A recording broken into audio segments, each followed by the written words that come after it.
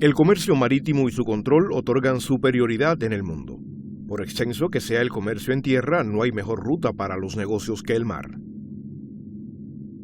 Son palabras de Alfred Dyer Mahan, autor de La influencia del poder naval en la historia, una obra que aborda la importancia de las rutas marítimas y su control para el comercio. Hace unos 200 millones de años, toda la superficie terrestre formaba un único supercontinente llamado Pangea. Sin embargo, con el paso de los siglos, este continente único empezó a romperse en pedazos. Tras decenas de millones de años, el mapa de la Tierra es hoy como lo vemos, con varios continentes separados. El vínculo entre los continentes se ha establecido de dos formas: por tierra entre Asia, África y Europa, y a través de los océanos en América, Australia y la Antártida.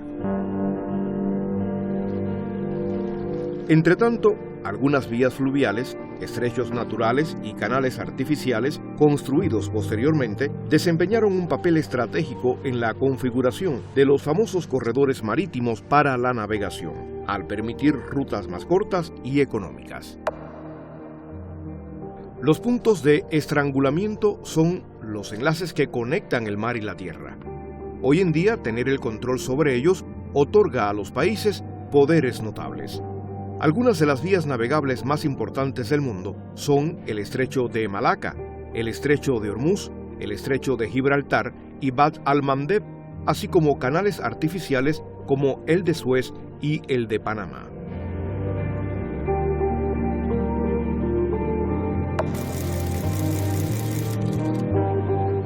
El Canal de Panamá se construyó en 1914. Gracias a este canal, los barcos que navegan por el Océano Atlántico no tienen que dar toda la vuelta a Sudamérica.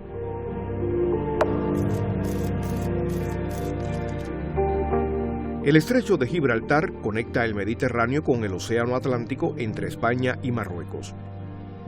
Está oficialmente bajo control del Reino Unido desde 1713.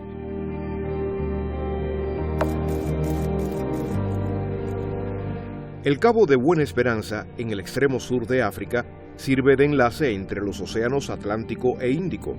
Forma parte de la ruta de los barcos que navegan desde el sur de Asia hasta la costa oriental de América. El Estrecho del Bósforo, en Turquía, conecta el Mar Negro con el Mar de Mármara y luego con el Mediterráneo. Además, este estrecho proporciona a países como Rusia y Ucrania acceso al Mediterráneo y al mar abierto. Podemos decir que el Estrecho de Hormuz, que une el Golfo Pérsico con el Mar de Omán, es actualmente la ruta más vital para el tránsito de energía en el mundo.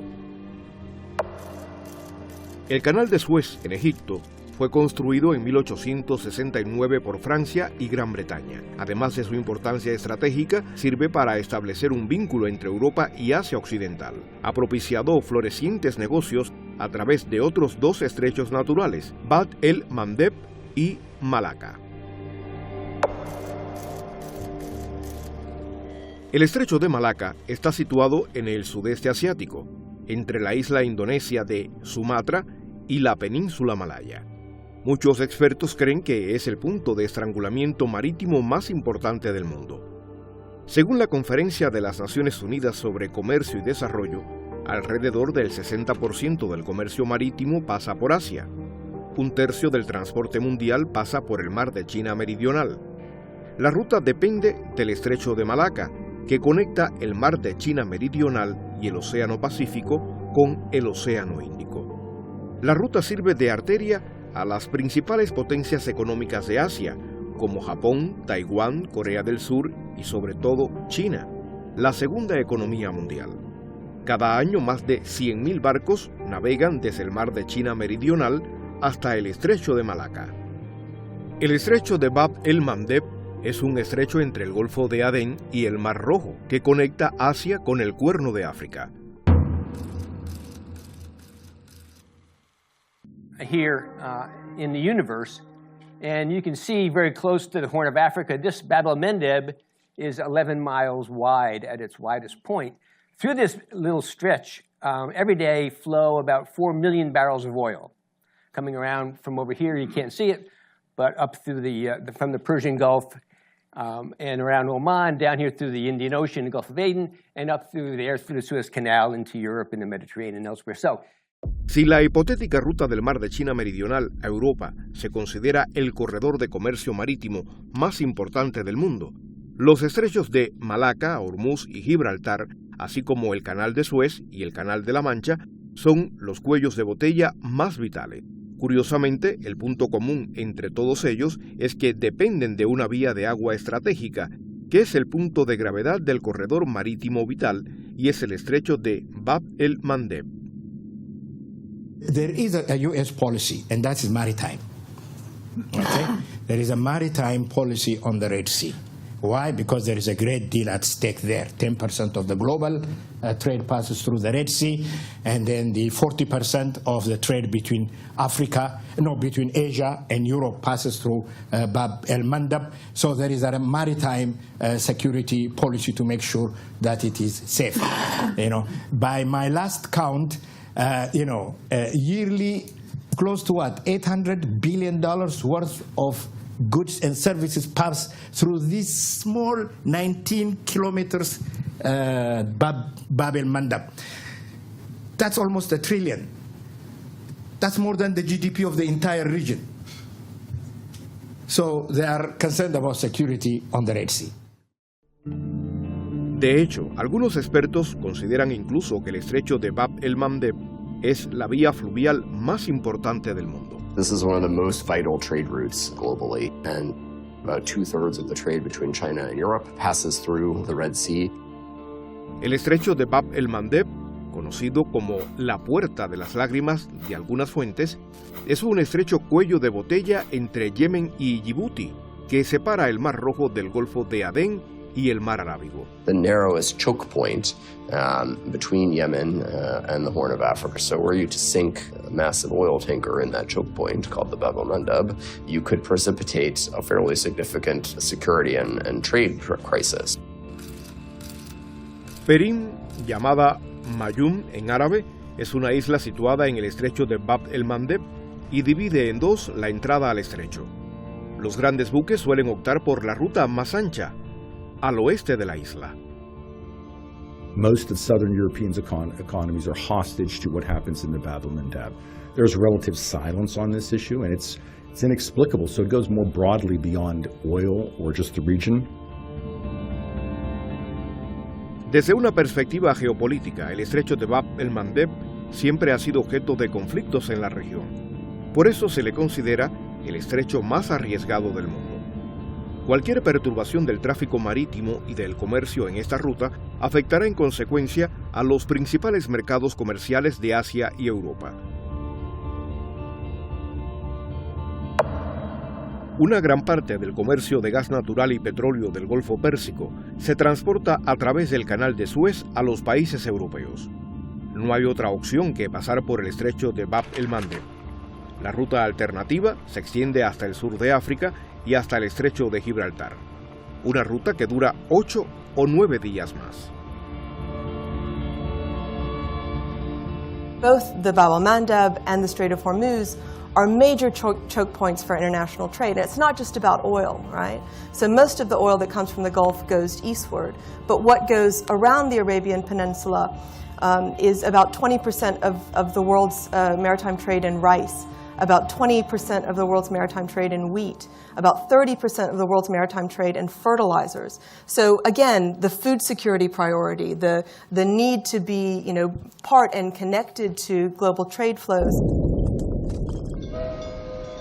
De hecho, la apertura del Canal de Suez en 1869 duplicó el valor estratégico de Bab el-Mandeb, porque en caso de que el canal se cerrara por cualquier motivo, los buques que navegan por él no tendrían otra alternativa que pasar por países ribereños del Mar Rojo como Arabia Saudí y países africanos como Sudán y Djibouti.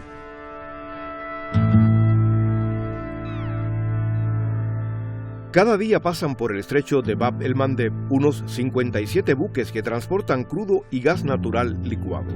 Se calcula que son unos 5 millones de barriles, que requieren el transporte de 21.000 petroleros al año. En medio de todo esto, Controlar las rutas marítimas sensibles del mundo y garantizar su seguridad es indispensable para las potencias regionales e internacionales. If you look at the Belt and Road Initiative and you look at Chinese trade volume coming from China through the Red Sea to Europe, etc., the straight line goes to Djibouti. It doesn't necessarily go to Jebel Ali port in Dubai, right? And so I think there's been a desire by the UAE and by DP World in particular to try to shape the future of maritime trade, to insert their fingers in that future rather than be wholly supplanted by the Chinese or other competitors in the space of 10 years.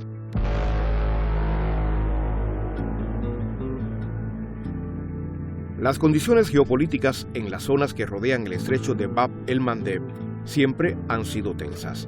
Los disturbios en algunos países africanos, la piratería en Somalia, la guerra en Yemen y la rivalidad entre potencias extranjeras por aumentar su influencia en el estrecho han provocado el establecimiento de numerosas bases militares en los países vecinos como Somalia, Eritrea y Djibouti.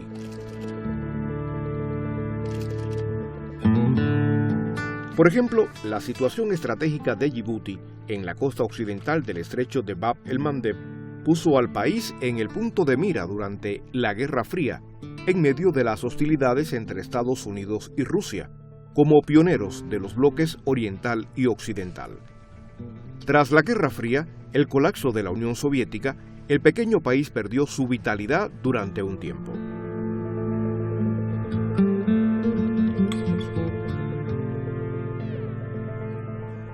Competition and the arrival of the Chinese military in Djibouti, the sort of tiny city-state at the mouth of the Red Sea, has really perked up ears, both in the region in terms of bilateral relations with the Chinese, but also not least in Washington.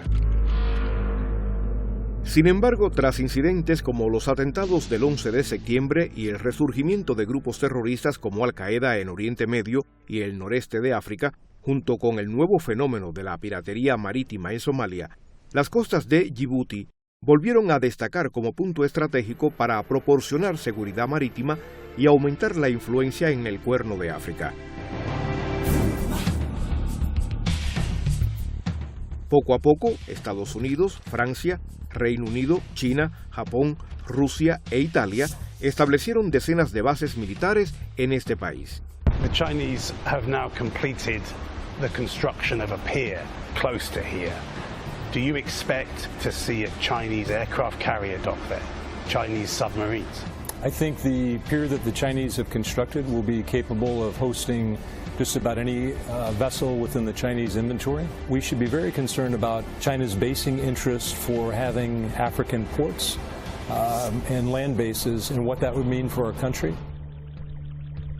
Sin embargo, a pesar de que todos los demás países tienen bases cerca del estrecho de Bab el-Mandeb, ninguna de las potencias regionales o internacionales ha conseguido establecer bases militares en Yemen en las últimas décadas. De hecho, las fuerzas extranjeras han estado presentes militarmente en Yemen de forma temporal.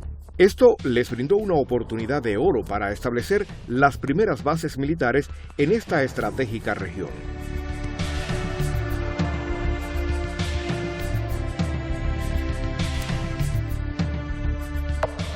En 2015, cuando los Emiratos Árabes Unidos decidieron interferir en Yemen y se unieron a la coalición liderada por Arabia Saudí, las autoridades del país eran conscientes de que, siendo Arabia Saudí vecino del norte de Yemen, no podían apoyar a sus aliados en el sur de Yemen desde una larga distancia.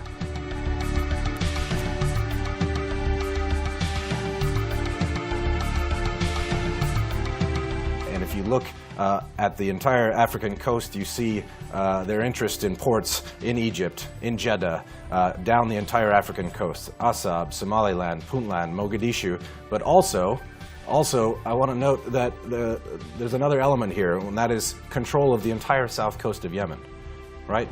So the ports aren't necessarily operating there, but there are historical ports here, and the Emiratis have made this a priority. So if you look at this map again, none of these ports in and of themselves are necessarily game changers, right? But I think the view from Abu Dhabi is you piece together this constellation and you get to their primary goal, which is shaping the future of maritime trade in the Western Indian Ocean.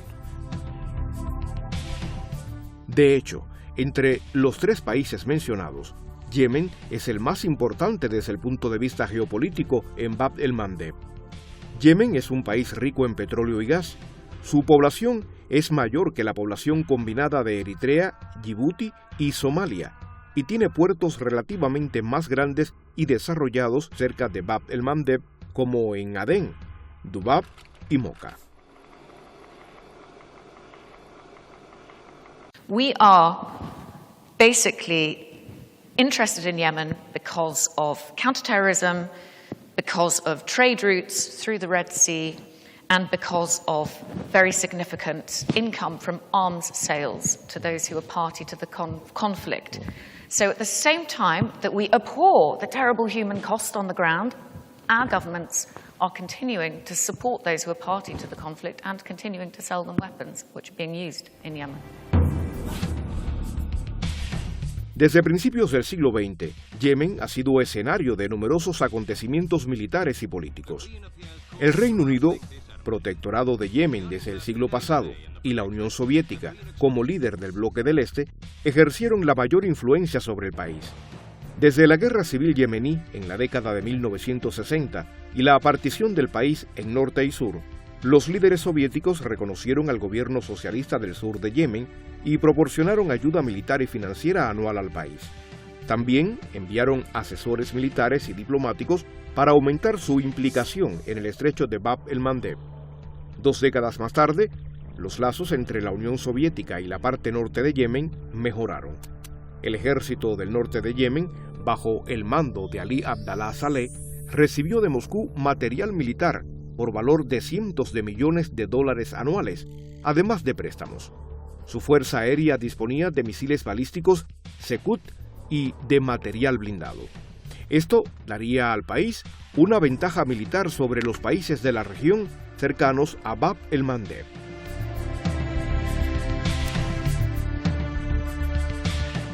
Tras la caída de la Unión Soviética en 1991, los líderes del norte y el sur de Yemen, que habían formado un Yemen unificado, temían que se interrumpiera la ayuda financiera y militar de su antiguo aliado.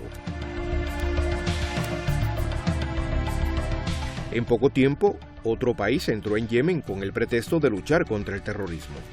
Se trataba de Estados Unidos.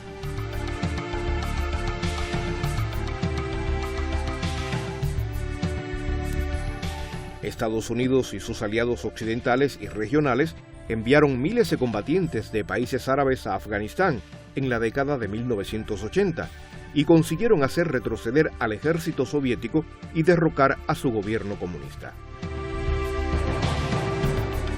Pero esta vez se encontraron amenazados por las llamas del terrorismo y el extremismo, encendidas por ellos mismos. El grupo terrorista Al-Qaeda surgió en medio del conflicto de Afganistán. Secondly, and maybe even primarily, is the fact that Yemen has been for years the home of Al-Qaeda in the Arabian Peninsula, which is why Dan Benjamin made it a point to visit Yemen when he was the head of counterterrorism at the State Department. And AQAP, as they're called affectionately, have taken up residence way out here, and this is the empty quarter, so there's not a lot out there. But AQAP has found a very nice safe haven, because Yemen is really not very well governed, even in the best of years. Los combatientes de Al-Qaeda habían elegido el Cuerno de África hasta Sudán y los desiertos en Yemen como parte de su zona de batalla. Después de 3 décadas, todavía están activos en las partes orientales y sur de Yemen. A medida que Al-Qaeda expandía sus actividades en Asia Occidental y África del Norte, Estados Unidos también aumentaba sus actividades en Yemen. Después del atentado con bomba contra el buque de guerra USS Cole el 12 de octubre de 2000 en un ataque suicida de Al-Qaeda, en el que 17 marines estadounidenses fueron asesinados, la cooperación con Estados Unidos alcanzó su punto máximo. Por el flujo de armas y efectivos estadounidenses y el apoyo a los servicios de seguridad, el antiguo ejército yemení, bajo el mando del entonces presidente Ali Abdallah Saleh, se enfrentó a Al-Qaeda. The conflict in Yemen created both immediate and long-term strategic needs for Saudi Arabia and the UAE. And by the way, Qatar and Turkey were also a part of the coalition at that time. Turkey still is, Qatar is not. In the immediate term, Saudi Arabia began to see the conflict in Yemen as very much focused on its competition with Iran. They didn't want to finish the conflict in Yemen and wake up to find Iran on the other side of the Red Sea. And at the time, Iran had periodically accessed a naval presence in Asab in Eritrea. Iran had strong links in Sudan. And so at the very beginning of the Yemen conflict, Saudi Arabia felt the immediate need to sort of flip these countries. Tras el 11 de septiembre y la invasión estadounidense de Afganistán e Irak en 2001 y 2003 respectivamente, el mundo militar de Al-Qaeda en Afganistán se debilitó considerablemente. Las actividades del grupo se limitaron a enfrentamientos con las fuerzas estadounidenses en Irak, lo que obligó a Estados Unidos a reducir considerablemente su presencia militar en la región y a recortar su ayuda a Yemen. Tras ese periodo, otro actor entró con fuerza en Yemen para intervenir en la ecuación de poder en este país: Arabia Saudí. Arabia Saudí apoyó al gobierno de Ali Abdallah Saleh para combatir a los hutíes en la provincia de Saba y reprimir a los chiíes. Yemen situation, the prime share of blame is on the shoulder of the leader of that government, Ali Abdullah Saleh. The fact that he brought in two armies into his country, the Saudi army and the American army, to attack his country, and created this issue with Saudi for the sixth time. This is the sixth war with the people of the Houthis, and with the issue of the South. And of course, he laid the foundation for the rise of Al-Qaeda and the Salafi Jihadi in Yemen. Estos acontecimientos condujeron a la primavera árabe de 2011 y al levantamiento popular en Yemen, que derrocó al gobierno de Ali Abdallah Saleh. Arabia Saudí no tenía opción de mantener a Saleh en el poder, por lo que intentó sustituirlo por su primer ministro, Abdul Rabu Mansur Hadi, como su peón en Sanaa. Sin embargo, los chiíes y yemeníes formaron una alianza con varias facciones suníes en el norte y el centro de Yemen, estableciendo un poderoso movimiento político llamado Ansarullah. En 2014, el movimiento se convirtió en el poder dominante en Sanaa, en el norte de Yemen. Mansur Hadi dimitió tras observar la situación política del país y huyó a Riad.